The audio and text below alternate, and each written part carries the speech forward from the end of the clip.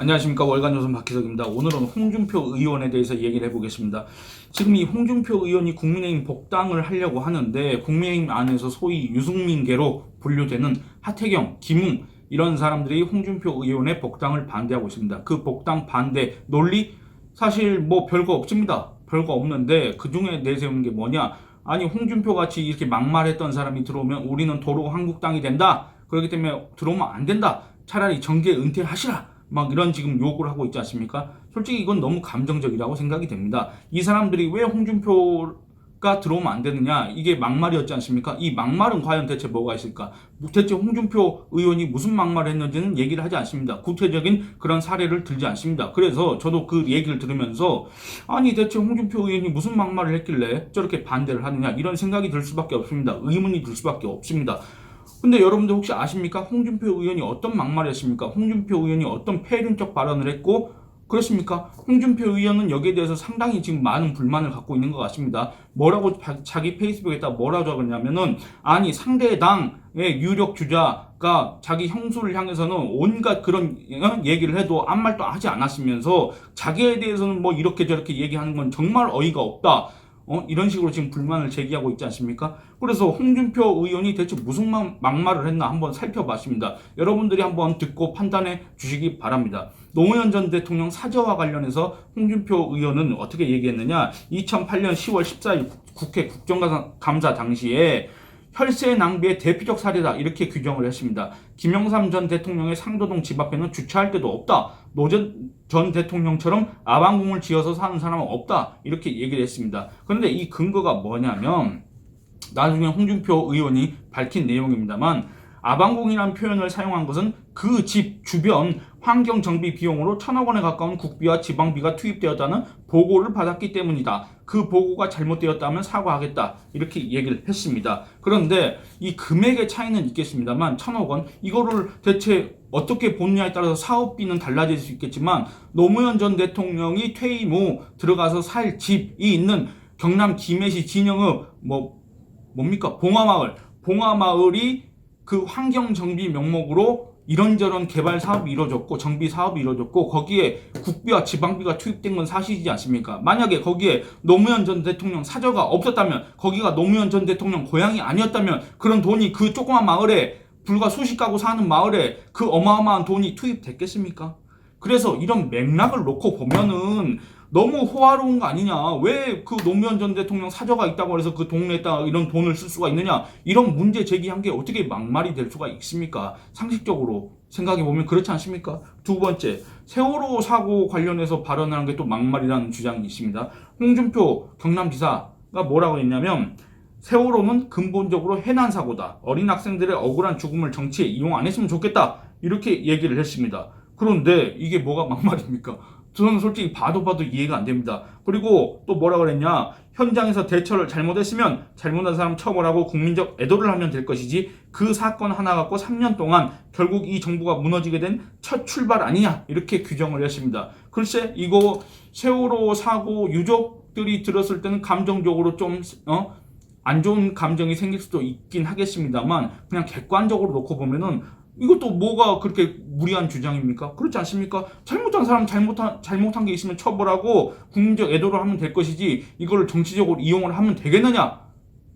그렇지 않습니까?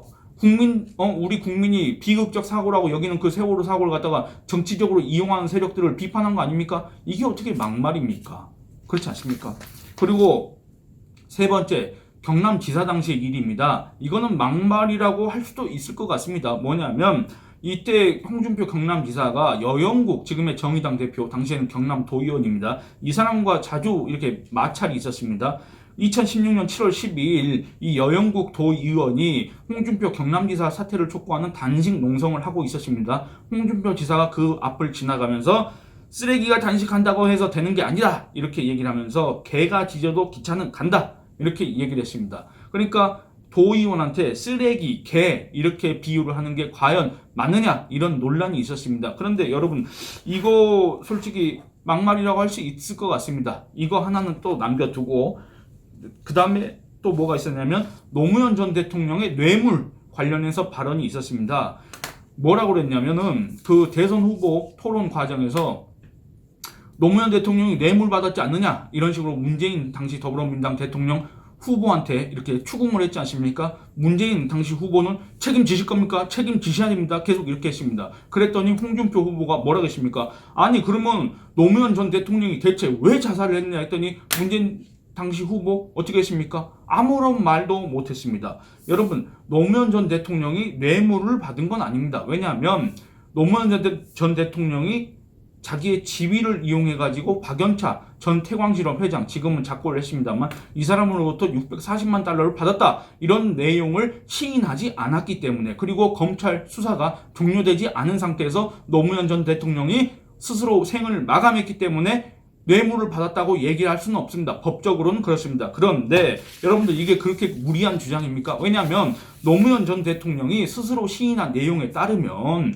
자기의 조카 사이 연초로가 500만 달러, 그 다음에 부인 권양숙 100만 달러, 딸 노정현 40만 달러 등 총 640만 달러를 박연차로부터 자기 일가가 받았다. 이 내용을 노무현 전 대통령이 2009년 4월 달에 민주주의 2.0 홈페이지에다가 스스로 글을 올렸습니다. 시인을 했습니다. 그러면 노무현 일가가 640만 달러를 받았기 때문에 그걸 갖다 검찰 수사를 받는 과정에서 어떤 감정을 느꼈든지 간에 어쨌든 그래서 스스로 생을 마감한 거 아니겠습니까? 물론 홍준표 지금 이제 의원이 지금 민주당 1등하는 후보는 자기 대장이 뇌물 먹고 자살한 사람 이렇게 얘기를 했습니다. 2017년 2월 달에 문재인 후보를 가리켜서 이렇게 얘기를 한 겁니다.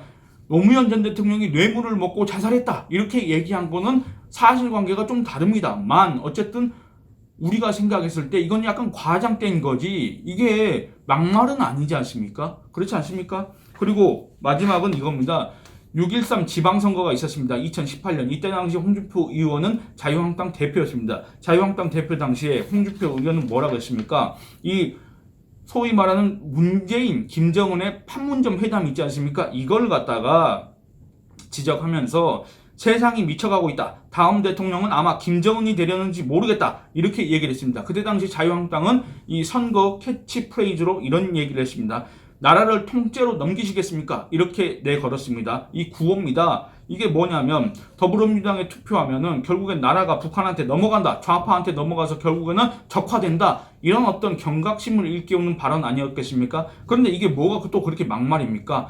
아니 선거라는 가장 극단적인 대립을 하는 그 시기인점을 감안하고 당시에 또 이 문재인 정권이 자유한국당 세력을 갖다가 그 지지층을 갖다가 적폐 이렇게 얘기를 하고 또 국민들을 편가르게 하는 한편으로는 김정은이하고 이렇게 또 웃으면서 만나고 그렇게 얘기가 잘 통할 수가 없고 이런 상황에서 자유한국당을 지지하는 사람, 자유한국당에 몸담은 사람들은 당연히 그런 걱정을 할 수도 있는 거 아닙니까? 이게 어떻게 막말이 될 수가 있습니까? 그런데 지금 홍준표 의원의 복당을 반대한 사람들은 이런 어떤 구체적인 사례를 갖다가 이렇게 저렇게 따져보지도 않고 단순히 홍준표는 막말 정치인 이렇게 규정을 하면서 복당을 반대하고 있다는 얘기입니다. 물론 홍준표 의원이 2017년 대선 당시 한 24% 받았습니까? 지지율, 득표율 24% 올렸습니까?